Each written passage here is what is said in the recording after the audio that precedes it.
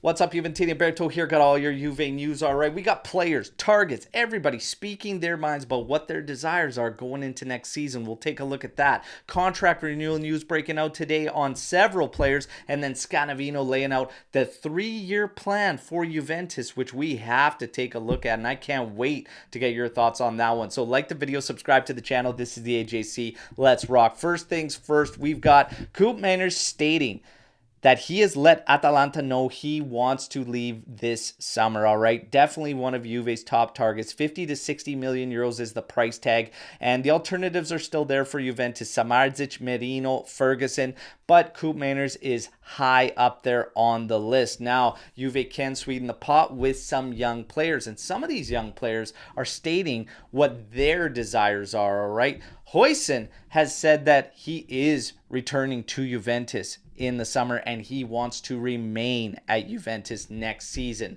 Roma will still be approaching to try and extend a move for Huijsen to keep him around a little bit longer. Juve does not want to give up on the player in any way, shape, or form. I expect Huijsen to be a part of the squad next season. Sulley has let his desires be known. First off, he confirmed that Saudi Arabia did put an offer for him in the winter mercado. He refused. He says this summer he would like to return to Juventus and he would like to stay at Juventus going into next season. He also added that in the future he would like to play in the Premier League and it's a dream of his to play in that league. But there's a lot to be said about these guys and bringing them into Juventus. Right now, when we look at this current crop of roster and you're lacking the bare minimum in terms of effort, drive, work rate, and whatnot, there's a lot to be said about simply getting players that want to be there, all right? And when these guys are coming out and stating, I want to be there,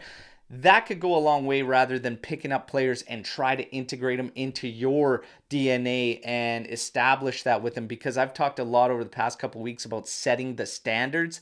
Guys that simply want to be there can help you establish and set those standards. So it's something to keep in mind. And it does play a part in Scanavino's 3-year plan, which we will get to in a little bit here, okay? So their desires are to remain. Alcaraz, a player we picked up in the winter mercado. Well, Juve and Southampton have an agreement there. There is an option there, but the price tag is ridiculous. However, Juve could be trying to extend the stay for Alcaraz, and the latest report suggests that Alcaraz's desire is to also remain at Juventus next season. We will have to watch that. As far as contract extension news goes, Rugani, in the next couple weeks, him and his entourage and the club will be meeting to extend. 2026 is where it's said to go to, but also potentially an option to 2027. It will be at a reduced salary, all right? When it comes to Adrian Rabiot, it's just not going to be at the same money. Juve wants to renew the player. There are rumors that there's optimism about Rabiot wanting to stay as well, but he will not get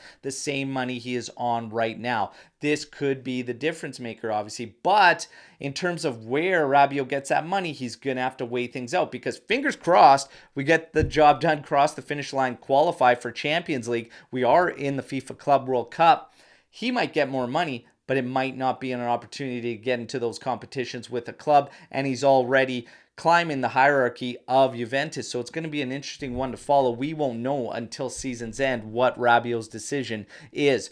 2 other players Giuntoli is currently working on for contract renewals, Cambiaso and Kenan Yildiz, all right? As far as Milik goes, he is set to hit the mercado this summer. That's the latest reports breaking out. And we've also heard that Moise Kean will be leaving Juventus this summer, so we may be giving ourselves quite a bit of work to do in terms of the forward line. It'll be interesting to see what happens. Now, we get to Scanavino and his 3-year plan, essentially making this year 0. He says for 2025, the plan is to simply regain harmony in the European Cup, so essentially qualify for Champions League. All right, in 2026, apparently the plan is to have a squad motivated with Juve DNA.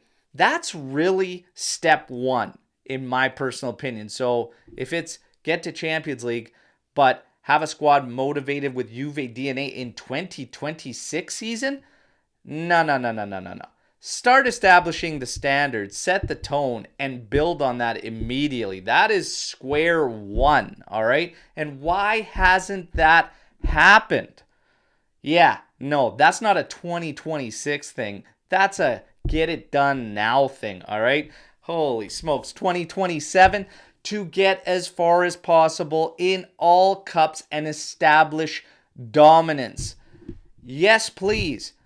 But let's speed it all up, all right? So that's Scanavino's 3-year plan. Can't wait to hear your guys' thoughts on that one. Last, Cambiaso and Chiesa expected to start for the Azzurri today in their friendly against Venezuela, all right? That wraps up your news break, you guys. I can't wait to hear your thoughts on all this.